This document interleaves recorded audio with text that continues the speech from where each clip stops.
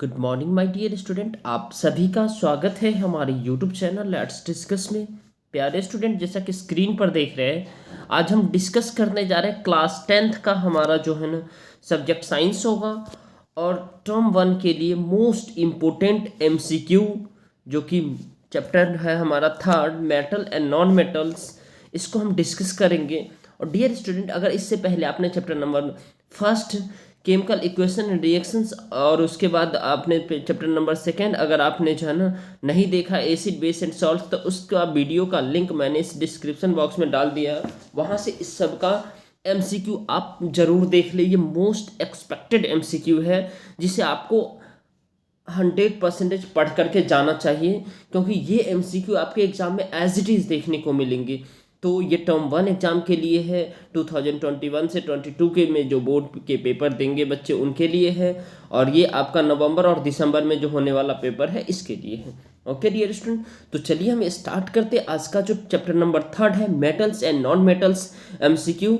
और इसका प्लेलिस्ट मैंने बना दिया, उसमें आप जाइए और एक एक करके सभी वीडियो को वॉच कीजिए। ठीक है, ठीक है। और इंग्लिश का भी मैंने वीडियो डालना स्टार्ट कर दिया, और वीडियो सारी वीडियो आ जाएगी जब तक आपका एग्जाम होगा, सारी वीडियो आ जाएगी। और सारी वीडियो समरी के साथ साथ एमसीक्यू भी है, तो आपको समरी, शॉर्ट समरी, थोड़े से शब्दों में समरी को बता दिया जाता है, फिर आपका एमसीक्यू स्टार्ट कर दिया जाता है। तो आई होप कि आप इंग्लिश के वीडियो को भी देखेंगे, ठीक है, मैथ के वीडियो को भी देखेंगे। तो चलिए डियर स्टूडेंट स्टार्ट करते हैं आज का हमारा जो मेटल्स एंड नॉन मेटल्स का चैप्टर है, राइट। तो चलिए क्वेश्चन नंबर हमारा फर्स्ट है डियर स्टूडेंट। देखिए, इसमें हम आंसर के साथ साथ हम डिस्कस करेंगे डियर स्टूडेंट, इसमें आंसर भी रहेगा हमारे साथ, ठीक है।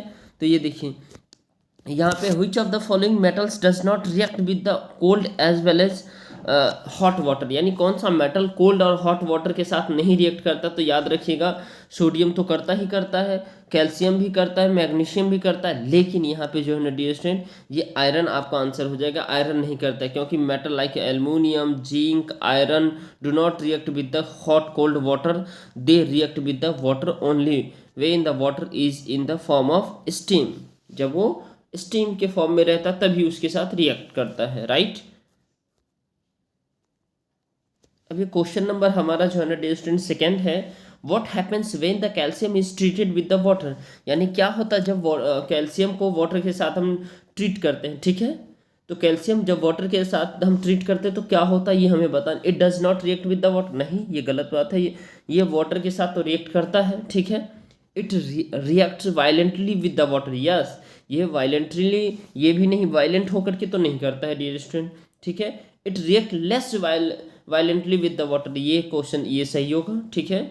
और उसके बाद कहते हैं bubbles of hydrogen gas form stick to the surface of the calcium, yes, ये भी सही होगा। तो हमारा जो आंसर सही होगा डियर स्टूडेंट, ये हमारा डी ऑप्शन करेक्ट हो जाएगा। और ये डी ऑप्शन क्यों होगा इसे हमें समझना है, राइट। तो डी ऑप्शन क्यों होगा, क्योंकि यहाँ देखिए इसमें, क्योंकि ये जो calcium react slowly with the water, they reaction form calcium hydroxide, ये कैसे क्या बनाएगा, कैल्शियम हाइड्रोक्साइड, जिसे CaOH का होल 2 कहते हैं, ये आप याद रखेंगे। एन हाइड्रोजन गैस यानी H2 गैस रिवॉल्व होगा, the calcium metal sinks in water and the after an are और so bubbles of the hydrogen are the observe stuck to the surface of the metal, right. अब इसके बाद dear student question number next देखेंगे। Question number हमारा D है, generally non metals, यानी third है, generally non metals are not lustres, यानी non metals लस्टर्स नहीं होता। ये हम सब जानते हैं, जो मेटल्स की कैरेक्टरिस्टिक्स होता है वो लस्टर्स होता है, बट नॉन मेटल लस्टर्स नहीं होता है। Which of the following non metal is lustres, तो कौन सा नॉन मेटल लस्टर्स होता है, ठीक है।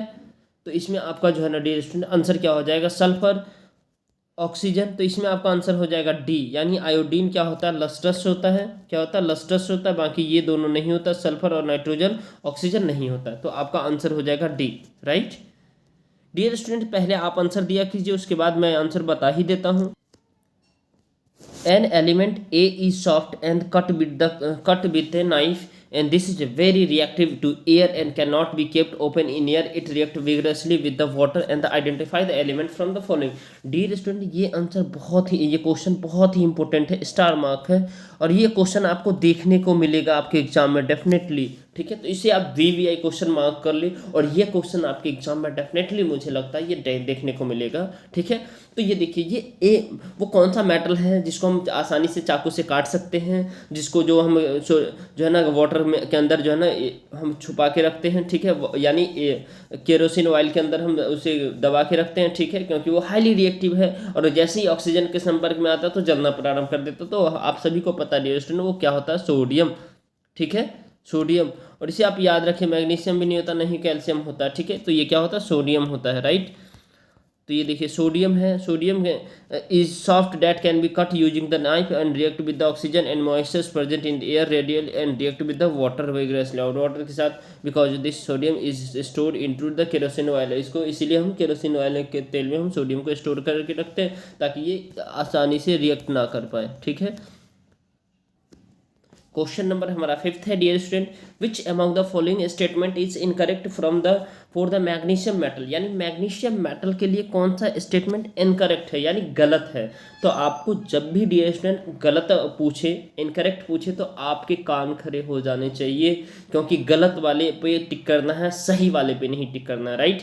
तो it burns in oxygen with a dazzling white flame, ये सही होता है, ये सही है। ये it react with the cold water to the form magnesium oxide in the evolve hydrogen gas, ये गलत है, यही आपका गलत है, ठीक है। यही, क्योंकि ये मैग्नीशियम जो है ना डियर स्टूडेंट, कभी भी जो है ना कोल्ड वाटर के साथ नहीं रिएक्ट करता है, ठीक है।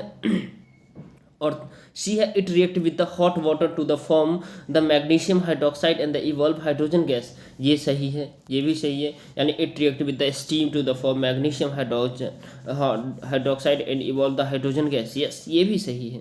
तो आपका जो गलत वाला पूछा है डियर स्टूडेंट, तो ये सिर्फ आपका ये आंसर हो जाएगा। तो आपका इसमें जब टिक करेंगे तो आपका ये आंसर हो जाएगा, राइट। तो आपका बी हो जाएगा 5th का, राइट। अब बढ़ते हैं नेक्स्ट क्वेश्चन की ओर। क्वेश्चन नंबर हमारा 6 है, dear student, electrical wire have a coating of an insulating material, यानी जो इलेक्ट्रिकल वायर होता है, जैसे आपके पास एल्युमिनियम का वायर होगा, वो उसके ऊपर क्या इंसुलेटिंग मटेरियल जैसे रबर वगैरह से जो होता है ना, वो कोटिंग होता है ऊपर से, ठीक है। जैसे तार वगैरह देखता है आप अपने घर वगैरह में, वायरिंग वगैरह, उसके ऊपर ये आप देखते हैं insulating wire material, insulating material से वो क्या कवर होता है। दिस मटेरियल जनरली यूज है, ये किस लिए यूज होता है, ठीक है। तो ये 4 ऑप्शन होगा, इसमें से आपको बताना है, राइट। तो ये डियर स्टूडेंट किस किस का होता है, ये PVC का होता है, ठीक है, PVC। ये ग्रेफाइट का नहीं होता है, नहीं ये सल्फर का होता है, ये किसका होता है, PVC का। तो आपका आंसर आपका सी हो जाएगा, राइट। सी आपका आंसर हो जाएगा, राइट।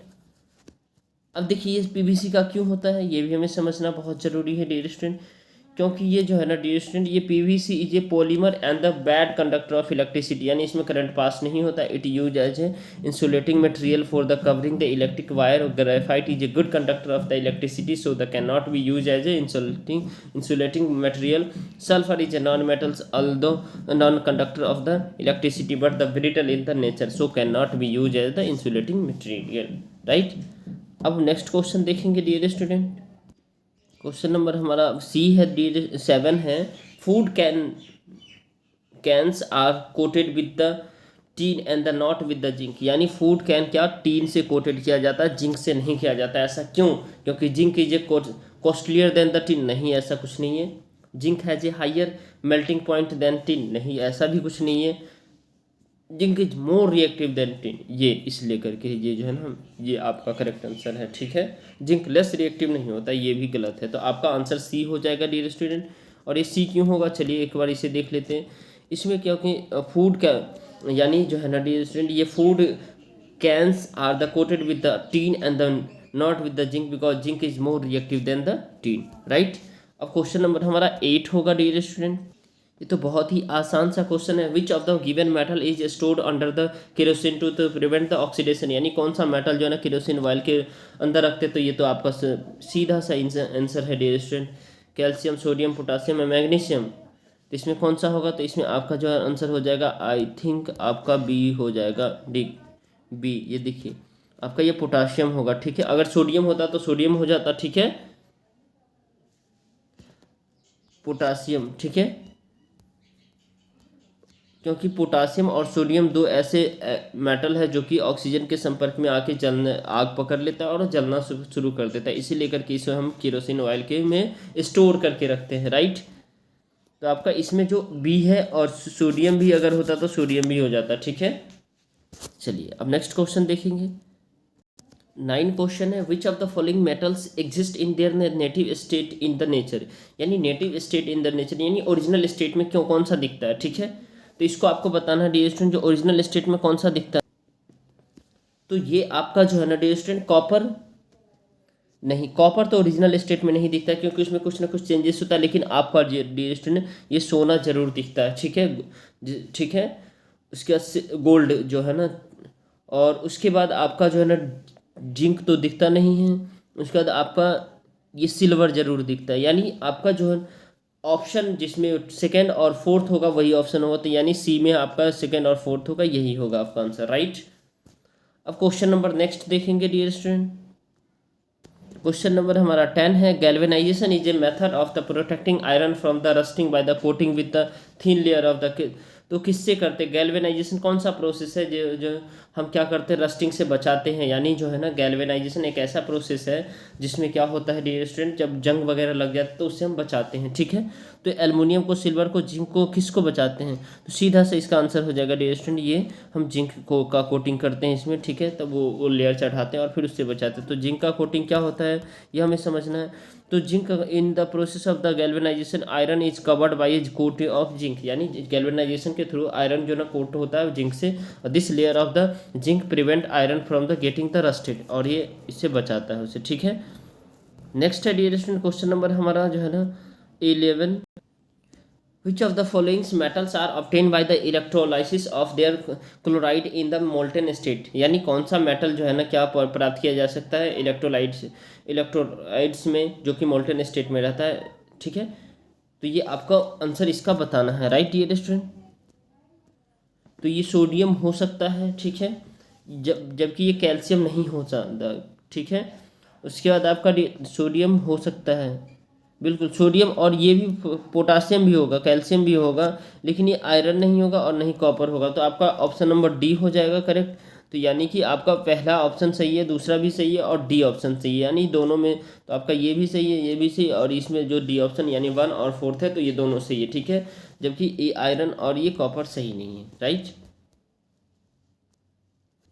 ऐसा इसलिए होता है क्योंकि सोडियम और कैल्शियम जो है ना fall towards the top of the reactivity series में होता है, जबकि सोडियम और कैल्शियम आर वेरी रिएक्टिव, काफ़ी रिएक्टिव होता है, और ये मेटल जो है ना नहीं रिड्यूस करता है प्योर फॉर्म को, और इसी लेकर के इसमें ऑक्साइड और कार्बोनेट होता है। इस प्रकार कह सकते हैं सोडियम और कैल्शियम जो है ना क्या किया जा सकता है इलेक्ट्रोलाइसिस से, और electrolysis of the their chloride से प्राप्त किया जाता है, ठीक है।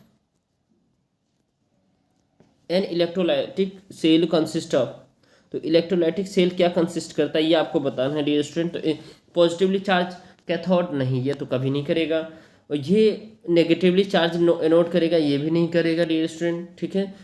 ये करेगा जो है ना पॉजिटिवली चार्ज एनोड करता है, याद रखिएगा पॉजिटिवली, यानी इलेक्ट्रोलाइटिक सेल जो है ना क्या कंसिस्ट करता है पॉजिटिवली चार्ज एनोड पे करता है, ठीक है, यानी PA से इसको शॉर्ट फॉर्म में याद रख सकते हैं, पॉजिटिवली चार्ज एनोड पे करता है, और उसके बाद नेगेटिवली चार्ज कैथोड पे करता है, negative charge cathode NaC, PaNC से याद रखेंगे जब इलेक्ट्रोलाइसिस होगा। तो ये आपका शॉर्ट फॉर्म मैंने बना दिया, ठीक है। आपका ये ऑप्शन नंबर आपका जो है ना डियर स्टूडेंट ये थर्ड नहीं होगा, आपका ये बी ऑप्शन होगा करेक्ट, ठीक है। कौन सा होगा बी, यानी ये दोनों होगा, यानी बी ऑप्शन आपका इसका करेक्ट हो जाएगा, राइट। अब आपका dear student question number next है हमारा जो कि बेहद ही आसान है, ठीक है। Alloy are homogeneous mixtures of a metals with a metal or non-metals. Which of the among the following alloy contain the non-metals as a one of the its constituent? तो कौन सा मेटल जो है ना alloy को contain करता है, तो ये आपका स्टील करता है, आपको याद रखना है कौन सा करता है, स्टील करता है, राइट। अब ये आपको देखना है dear student, which of the following are not iconic compound, कौन सा आइकॉनिक कंपाउंड नहीं होता है, ठीक है। तो ये आपको बताना है कौन सा आइकॉनिक कंपाउंड नहीं, आपका आइकॉनिक कंपाउंड नहीं है, तो ये आपको बताना है जो नहीं है, याद रखना, नॉट पूछे तो आपके कान खड़े हो जाने चाहिए और नहीं आपको पता होना चाहिए, नहीं वाले आंसर करने हैं, ठीक है। तो इसमें जो है ना पोटासियम क्लोराइड होता है, ठीक है। हाइड्रोक्लोरिक एसिड ये नहीं होता है, ठीक है। यानी आपको नहीं पूछना है, पूछा तो ये एक दो और नहीं है, ठीक है। उसके बाद आपका डियर स्टूडेंट ये कार्बन क्लोरा फॉर्म नहीं है, कार्बन को यानी क्लोरोफॉर्म ऐसा नहीं होता है, ठीक है। ये नहीं होता है, ठीक है, जबकि ये होता है। तो आपका जो है ना दो ऑप्शन है, बी सेकेंड और थर्ड, ठीक है। ये आपका बी ऑप्शन में है, तो ये आपका ये ऑप्शन करेक्ट हो जाएगा बी, ठीक है। तो आप बी पे गोला लगाएंगे, ठीक है। आई होप कि आपको समझ में आ रहा है, ठीक है। गोला कंप्लीट लगाएंगे डियर स्टूडेंट, इसको कम नहीं करेंगे, ठीक है। चलिए फिफ्थ है, metal are refined by the using the different method. Metal क्या है, रिफाइन किया जाता है अलग अलग मेथड के द्वारा, ठीक है। Which of the following metals are the refined by the electrolytic refining, यानी मेटल जो है ना रिफाइन किया जा सकता है अलग अलग मेथड के द्वारा, ठीक है। लेकिन कौन सा मेथड है जो कि रिफाइन किया जाता है इलेक्ट्रोलाइटिक रिफाइनिंग के थ्रू। तो इसमें डियर स्टूडेंट ये आपको जो है ना गोल्ड जरूर किया जाता है, ये याद रखना, गोल्ड होता है और उसके बाद कॉपर होता है, बाकी ये सोडियम नहीं होता, नहीं पोटासियम होता है। तो आपका ऑप्शन नंबर ए करेक्ट हो जाएगा, राइट। तो आपका ऑप्शन नंबर क्या हो जाएगा, ए करेक्ट हो जाएगा। और ये क्यों होता है, क्योंकि इसे भी हम देख लेते हैं। क्योंकि dear student sodium and the potassium are the extracted by the electrolytic reductions के थ्रू होता है, जबकि metals obtain after the electrolytic reductions are in the pure form, but the copper and the gold are in the impure form. Copper और gold impure form में होता है after the extractions. Copper and the gold are refined by the electric refining method, ठीक है। 16 number है dear student, during the electrolytic refining of the zinc it gets, क्या होता था, डिपॉजिटेड ऑन कैथोड। अब ये भी बताया था डिपॉजिटेड ऑन कैथोड पे होता है, जबकि ये एनोड पे नहीं होता है। Deposited cathode as well as anode पे नहीं होता है, रिमेन्स ऑफ द सॉल्यूशन नहीं होता है। तो आपका ऑप्शन नंबर ए करेक्ट हो जाएगा, राइट।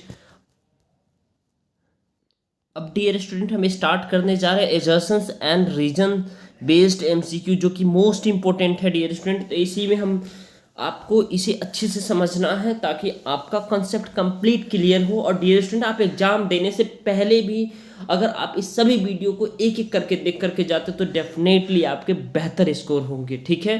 तो चलिए स्टार्ट करते हैं assertion and reason based MCQ. तो आप देख पा रहे हैं डियर स्टूडेंट यहाँ पे आप देख पा रहे हैं आपका ए ऑप्शन तब करेक्ट होगा जब आपका दोनों करेक्ट सही होगा, एजर्सन और रीजन। एजर्सन का जो एक्सप्लेनेशन रीजन सही कर रहा होगा, ठीक है।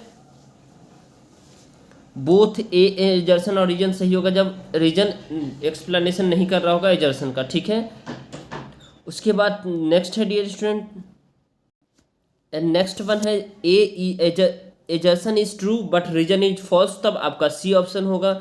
यानी एजर्सन ट्रू होगा और रीजन फॉल्स होगा, तो आपका जो है ना सी ऑप्शन होगा, ठीक है। तो तब आपका क्या होगा, सी ऑप्शन होगा। जब एजर्सन फॉल्स होगा और रीजन जो है ना ट्रू होगा, तब आपका डी स्टूडेंट जो ऑप्शन होगा वो डी होगा, ठीक है। एजर्सन आपका फॉल्स और रीजन ट्रू, तो आपका तब आपका क्या हो जाएगा, डी ऑप्शन हो जाएगा, राइट। तो चलिए हम स्टार्ट करते हैं प्यारे स्टूडेंट। क्वेश्चन नंबर हमारा फर्स्ट है, एजर्सन कह रहा है when a piece of copper metal, जब एक पीस है जो कॉपर मेटल का is added to the dilute sulphuric acid, यानी सल्फ्यूरिक एसिड में उसको डालते हैं, the solution turn blue, solution क्या होता है, ब्लू टर्न कर जाता है। तो ये तो हमारा जो डियर स्टूडेंट एजर्सन जो है ना ऐसा नहीं होता, ये फॉल्स है हमारा, ठीक है। एजर्सन क्या है हमारा, फॉल्स है, यानी एजर्सन क्या है हमारा, फॉल्स है, ऐसा नहीं होता है। Copper react with the dilute sulphuric acid form blue copper and sulphate, तो ये हमारा डियर स्टूडेंट ये ट्रू है, ठीक है। तो आपका जो है ना डियर स्टूडेंट ए और बी दोनों यानी डी हो जाएगा इसका ऑप्शन। देखिए यहाँ पे आपका क्या है, डी ऑप्शन, यानी ये सही है, ये ट्रू है और ये वाला फॉल्स है, तो इसलिए करके आपका डी ऑप्शन हो जाएगा। हमने बताया डी ऑप्शन तब होगा जब एजर्सन फॉल्स होगा और रीजन ट्रू होगा। तो when the piece of the copper metal is added dilute sulfuric acid, then it shows no reactions at normal temperature, कोई रिएक्शन नहीं होता, जबकि यहाँ पे रिएक्शन बताया गया। it is because the copper react only with the heated the sulfuric acid to form blue copper। अब next है dear student, metal are sonorous, yes ये तो सही बात है, मेटल हमारा सोनरस होता है।